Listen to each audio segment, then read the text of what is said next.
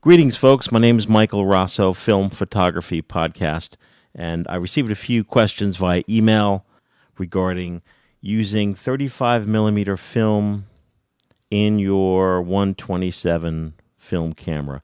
And there are quite a few 127 film cameras out there. This one is a Kodak Brownie Starmite camera. 127 is a roll film. It's not, as of this recording, it's not available right now. Hopefully it'll come back. You can use 35 millimeter in your 127 camera. It is a do-it-yourself project. You will need a little patience and a little bit of time. You can't just pop the roll in and start shooting, sadly. So, some cameras, the 35 millimeter cartridge will fit into your 127 camera, but I'm finding that most will not. So here's what we're going to do. So here is a 127 Kodak Brownie Starmite. Open it up. First thing you want to do when you purchase your camera is to make sure that there is a take-up spool. Always ask your buyer or keep your eyes peeled to make sure there's a take-up spool. So this is 127 film. Normally, when this film was new, there was a piece of film taped here, and then on the back of your film backing paper are numbers. And these numbers correspond in your camera to this back red window. So when you're rolling your film, the number 1 will come up in your... The number 1 will come back in... The numbers will come up in this red window. Number 1! And that tells you what exposure you're on. So in this particular camera, you get 12 shots out of a roll, and you'll see the number come up. So one method of doing this, there are a few methods of doing this, but one method of doing this, and I think this is the most comprehensive, fairly easy, and makes the most sense, and that is to take a roll of 35 millimeter film. You will have to do this in the dark. I know, I hear the groans already. The workaround for that is to go on to filmphotographystore.com in the accessories department, or maybe it's in the darkroom department. You buy yourself a small film changing bag.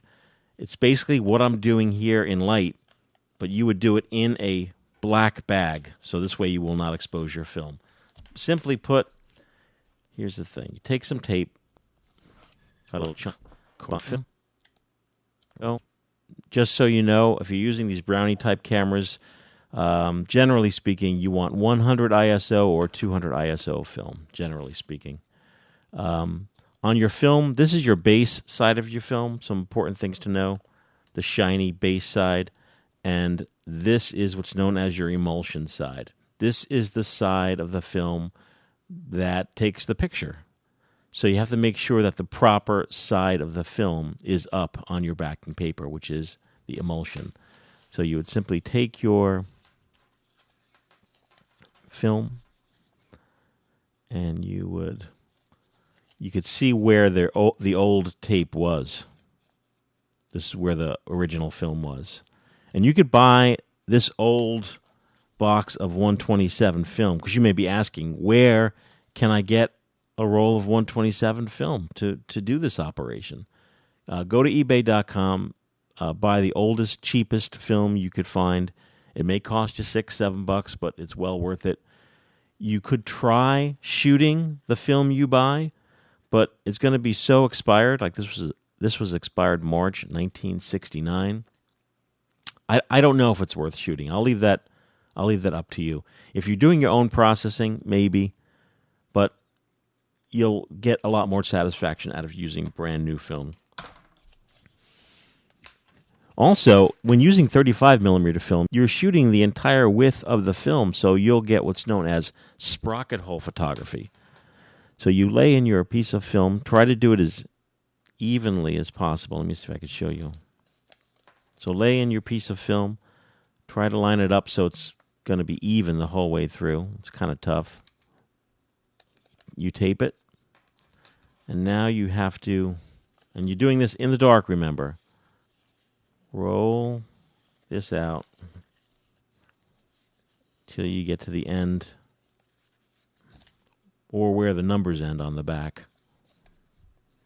I know some of you may be saying, I'm not doing that. There we go, number 12. And you cut it. Now, if you're not doing your own processing at home, you want to hold on to this because you want to reverse engineer this when you're done.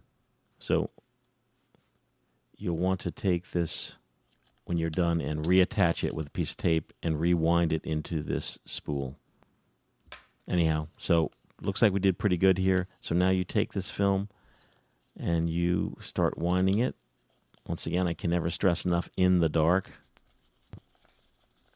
Now when you get to the front of the roll, the tension's going to be off. See that? There's like a bubble. You'll feel that in the dark. So you just remove the tape piece and then you reattach it so it's all nicey nice. Keep rolling. Keep rolling, keep rolling, keep rolling, keep rolling. And now you have your 35 millimeter film in a 127 roll. On your 127 camera, you'll always know what the take-up side is. That's the side with the wind.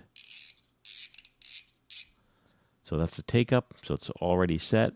You put your film into the other side.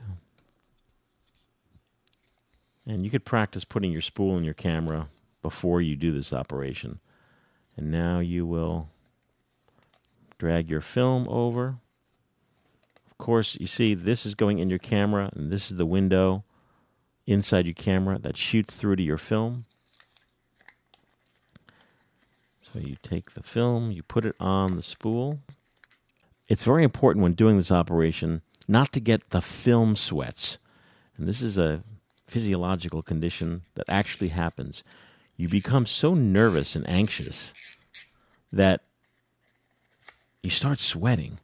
And this happens when you're not prepared, you don't have enough time, or if you're in a dark, black room that you've blacked out and your family members are banging on the door, you got to block out the time.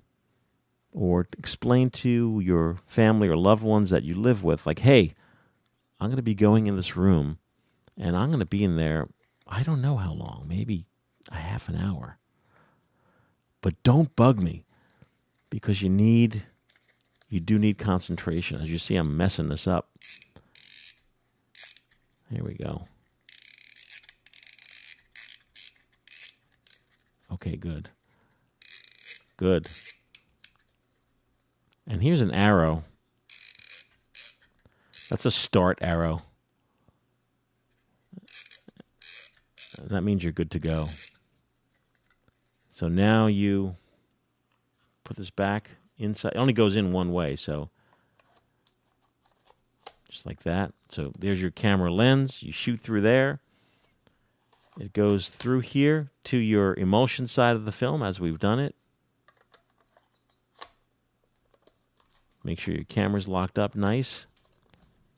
And now you have 35 millimeter film in your 127 film camera. And you would look on the back for number 1. And it's easy to miss. You could just blow right past it. And the sad thing about these Kodak cameras is once you blow past your number, you're, well, as they say, effed. You've lost that exposure. So just go nice and slow. Go nice and slow. Ah, there's a little hand. Ah, number 1.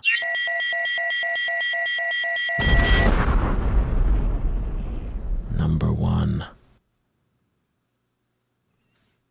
Okay. And that's how you put 35 millimeter film into a 127 cameras. Some alternatives: if you only have 2 spools and you don't have the backing paper, you could do the exact same thing just by attaching the 35 millimeter film to one end of the spool. In that case, if you don't have the backing paper and you can't see your numbers, you'll see your film here, and you will have to put a piece of black electrical tape to block out this window if there's only film in here without the backing paper.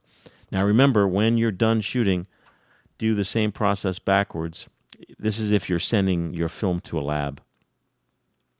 If you're sending a film to your favorite lab, reattach the film, just with a piece of tape, and roll it back into your cartridge, and then make sure your lab can handle, it'll be sprocket filmed. Just tell them it's sprocket hole film, and it'll look like this.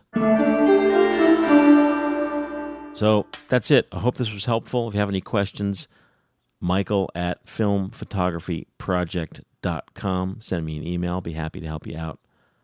And we'll see you next time.